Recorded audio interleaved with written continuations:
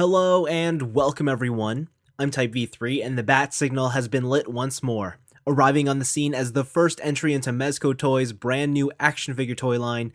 This is the 1/12th Collective Batman, based on the Caped Crusader's aged appearance in the comic book miniseries The Dark Knight Returns. As the name would imply, this is a 1/12th scale action figure that's aimed at the collector level toy market, and it definitely looks the part.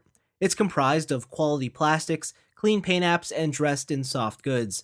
Now that last detail is important, because getting cloth materials to replicate the look and feel of real clothing at a scale this small isn't an easy task, but Mezco Toys have achieved it, and that's what attributes to Batman's premium appearance. The thickness of the bodysuit and the stitching that holds it together are both just so appropriate. It's the same story with the cape too, only it has one more neat addition. There's vinyl strips embedded throughout the cape so that it's weighed down properly, mimicking how a full-size cape would function. It's a clever trick. Of course, there's more to Batman's visuals than just the soft goods. For instance, the resemblance to its comic book counterpart is uncanny. This is, without doubt, the old Dark Knight.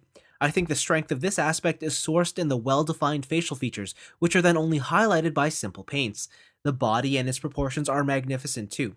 Well, maybe Batman could have used a couple more sets on the chest press to fill out his upper body, still everything else is great. Also, I love how you can see the muscle definition popping through the suit, especially his thighs. Batman's got some powerful quads. Then there's his utility belt. It's made of a rubbery material, but the silver buckle and black wash give a nice gritty contrast to an otherwise clean figure. It's not all perfect though, as I do have some issues with the 1/12th Batman. The minor one deals with the ankles, specifically the gap that's created from the ankle joint itself. It just disconnects the entire look of the boot. My major issue deals with the elbows. When you first get this figure, all appears fine, yet after a couple different poses, I found that the sleeve actually gets caught in the elbow joint, causing it to rise up and expose the plastic body underneath. Furthermore, if you're not careful, the material can fray. At the moment, I haven't found a working solution, and it's upsetting. For an added bit of diversity, Batman includes a secondary head with a more teeth-gritted expression. I don't know if it's any more aggressive than the first one, though. I've already mentioned that this is a 1/12th scale figure. Nevertheless, for those wanting a precise measurement, Batman stands at 6.5 inches tall.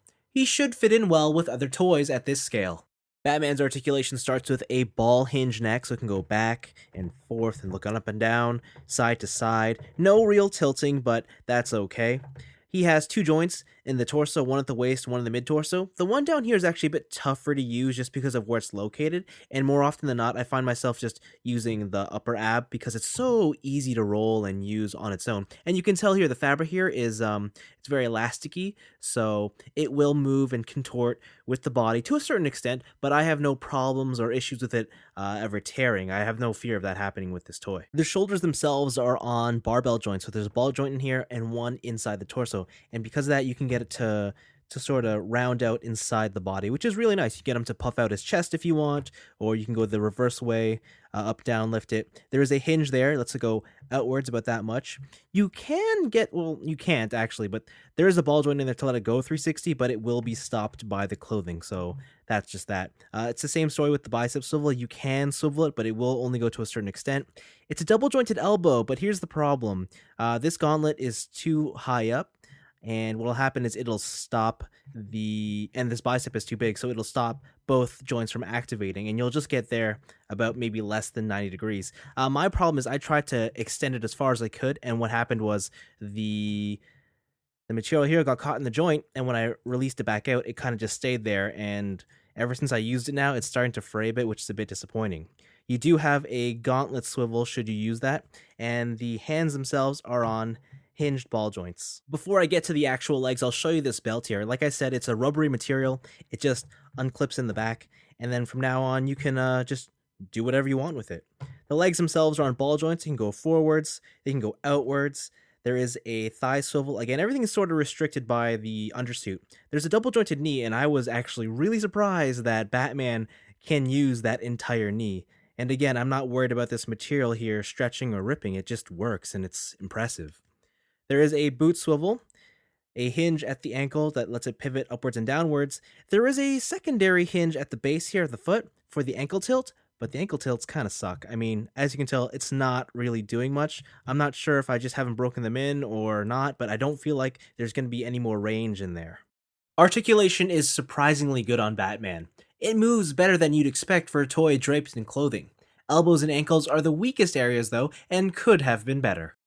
Batman's accessory inclusions start with 4 pairs of hands. There's fists, open palms, gripping hands, and special batarang hands. They all easily interchange via a simple straight peg system. Also, the batarang hands are solely for display, as you can't actually remove any of them. Next up is a grappling hook and rope. It's painted nicely, and the string used here seems durable enough.